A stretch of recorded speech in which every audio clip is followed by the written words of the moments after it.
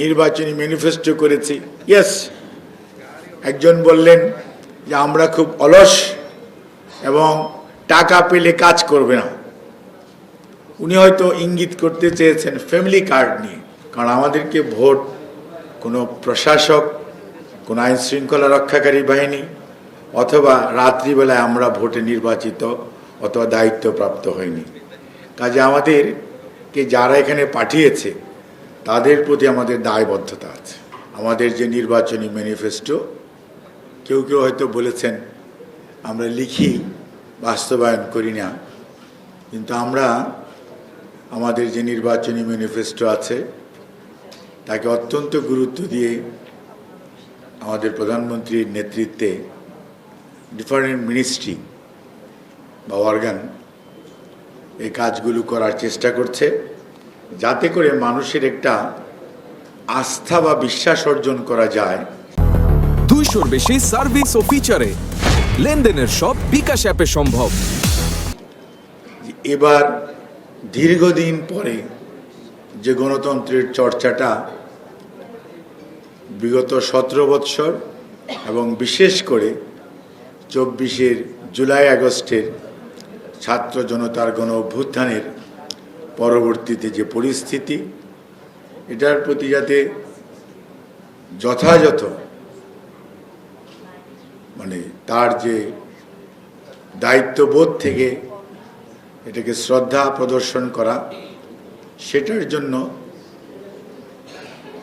এবারের নির্বাচিত যে সংসদ সদস্য এবং সরকার এবং বিরোধী দল সবাই আমার কাছে মনে হয় অনেক অনেক বেশি দায়িত্বশীল এবং তারা তাদের সেই বোধের জায়গাটা থেকেই দায়িত্ব পালন করার চেষ্টা করছে। এবং আমরা প্রতিদিন ডে কাউন্ট করি, যেমন আজকে আমি বললাম 49, গতকাল কি কোথাও হয়তো বলেছি 48, কারণ আমরা জানি আমরা জনগণের সমর্থন আমাদেরকে দিয়েছে, সেবা করার সুযোগ দিয়েছে, আবার আমাদের জনগণের কাছে ফেরত যেতে হবে, কারণ আমাদেরকে ভোট কোনো প্রশাসক, কোনো আইন শৃঙ্খলা রক্ষাকারী বাহিনী অথবা রাত্রিবেলায় আমরা ভোটে নির্বাচিত অথবা দায়িত্বপ্রাপ্ত হইনি। কাজে আমাদেরকে যারা এখানে পাঠিয়েছে তাদের প্রতি আমাদের দায়বদ্ধতা আছে এবং ওই দায়বদ্ধতার জায়গা থেকেই আমরা আমাদের দায়িত্ব পালন করার বর্তমান সরকার চেষ্টা করছে।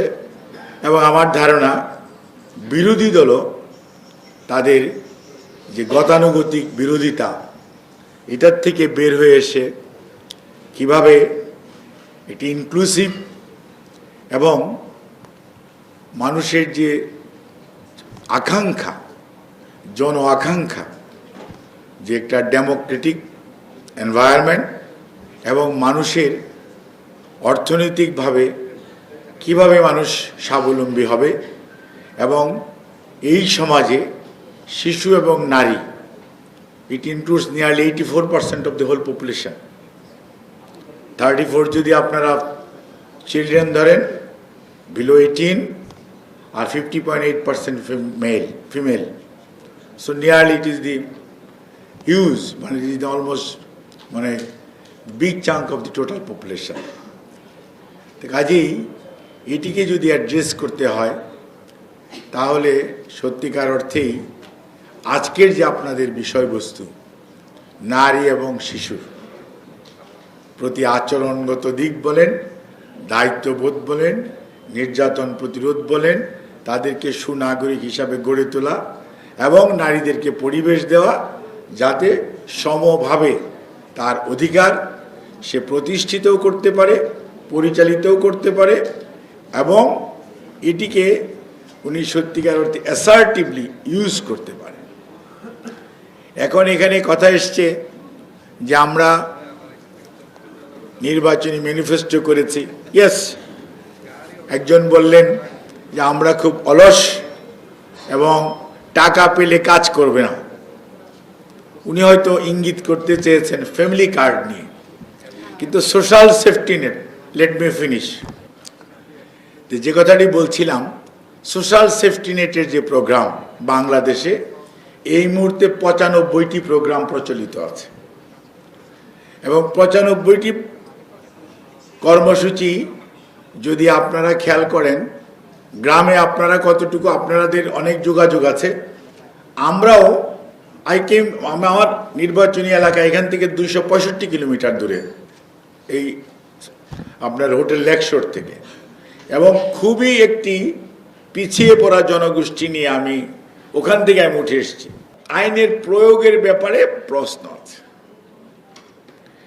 নারী নির্যাতনের বিরুদ্ধে আইন আছে, শিশু নির্যাতনের বিরুদ্ধে আইন আছে, আইনের প্রয়োগ যথাযথভাবে নাই। একজন বললেন যে এই দেশে যত আইন আছে এই এরকম অনেক দেশে, আপনি বলেছেন এরকম আইন বোধহয় অনেক সভ্য দেশেও নাই।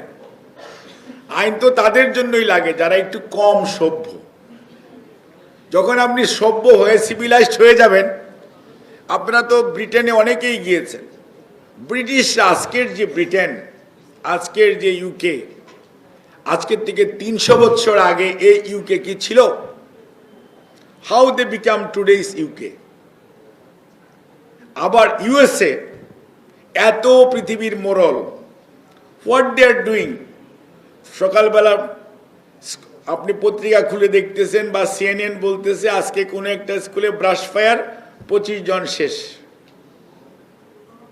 দিস ইজ দি, আমি বলতে যাচ্ছি যে সমাজে ললেসনেস অথবা লয়ের ইমপ্লিমেন্টেশন, এটা কোনো বদনামের ইস্যু না, এটা হচ্ছে শেয়ারিং এর ইস্যু।